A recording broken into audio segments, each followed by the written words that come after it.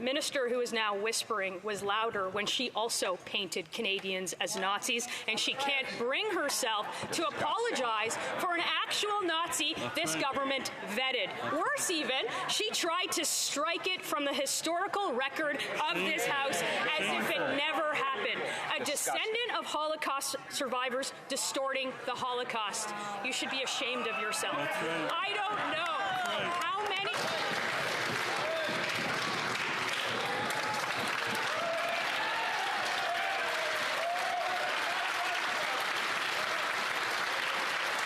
times I'm going to have to ask this Prime Minister for an apology that he has slandered, dishonored, and embarrassed Holocaust survivors, but I think 2 times is too many.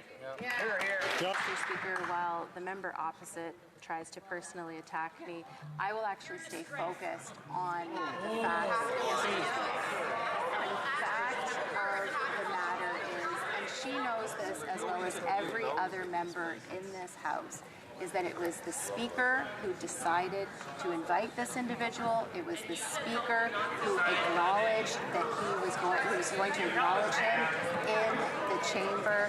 No one in this chamber knew ahead of time of who he was. The Speaker has taken full responsibility for this. He has resigned. It was the right thing to do.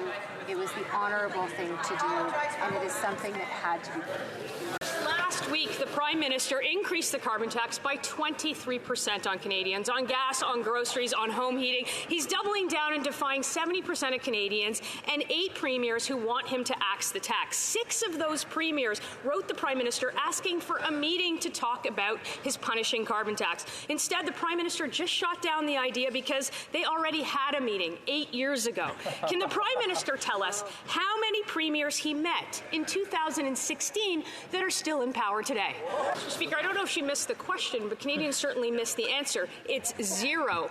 2016 is the last time he had a meeting. Pokemon Go, dabbing, Harambe, that's what was popular in 2016. And you can get an apartment for half the price. Since the last time the Prime Minister had a meeting with the premiers, gas and groceries have skyrocketed and interest rates have increased 10 times over. So will he put aside his desperation and defiance, do some work around here, and meet the premiers? The honourable member for Thornhill. Liberal NDP government is finally saying the quiet part out loud. They admitted that their carbon tax makes life more unaffordable and does nothing to help the environment. But only certain people get relief. Those who happen to live in places where Liberal polling numbers are the worst. Everyone else gets told that their vote doesn't matter and that they don't care. If the Liberals can take the carbon tax off for some Canadians, why can't they take it off for all Canadians? The minister can rely on his prepared talking points all he wants, but that wasn't quite how the Minister for Rural Economic Development spun it yesterday. She told Canadians that if they wanted to be exempted from Liberal carbon taxes, they had to, wait for it, vote Liberal. My neighbours in the GTA have a question then for the minister. They have 24 Liberal MPs in Toronto, 11 in Peel, 7 in York, 10 of them are cabinet ministers. If this is the largest concentration of Liberal ridings in Canada, then why are they still paying a carbon tax? Prime Minister paused the paying of his carbon tax for 3% of families in region where he is plummeting in the polls.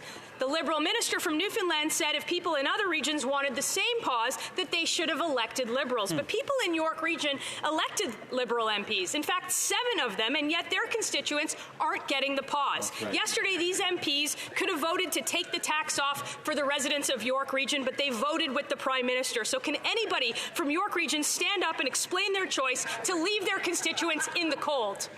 It certainly doesn't help the people in Newmarket, in Aurora, in Richmond Hill, in Woodbridge, in Markham, in Stouffville, or in North York. All of these communities got sold out by their Liberal MPs, and they can't even tell people why. They had a choice to stand with their communities, and instead they stood with the Prime Minister, and now they're hiding and hoping that everybody forgets. If these MPs won't listen to their constituents, won't advocate for them in the House of Commons, and won't even stand to defend their vote, then what are they even doing here?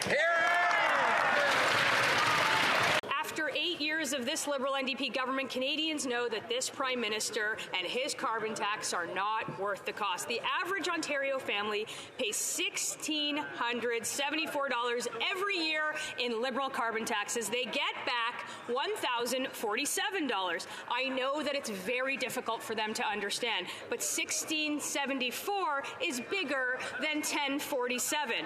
And the tax goes up by 23% on April 1st. So if he won't spike the hike or axe the tax, then why won't he let the people decide and call a carbon tax election? The Honourable Minister for Natural Resources and Energy.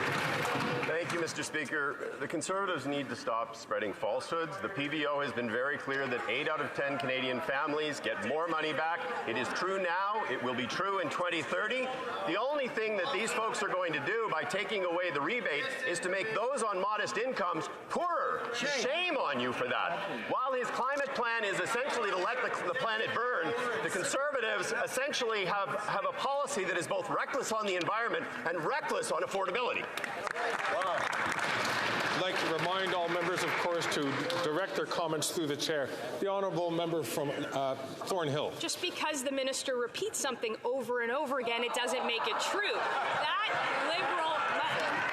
liberal math might make sense in fantasy land, but the math the Canadians are doing is painfully real as they try to put food on their table. And those Liberals have the audacity to believe that Canadians want to pay more in taxes, not less. The Conservatives are giving this government the chance to test that audacity and call a carbon tax election. If the Liberal government believes that everyone loves the carbon tax, then why won't they agree to go to the polls? What are they scared of?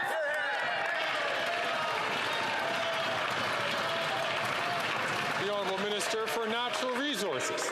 Once again, Mr. Speaker, I would say the Conservatives need to stop spouting falsehoods. Right. The average net benefit to Canadians in Ontario is $255 a year. In Manitoba, $365 a year. In Alberta, $723 a year. In Saskatchewan, $349 a year. What these folks are going to do is make poor people poorer, and they are going to essentially sacrifice the future of our children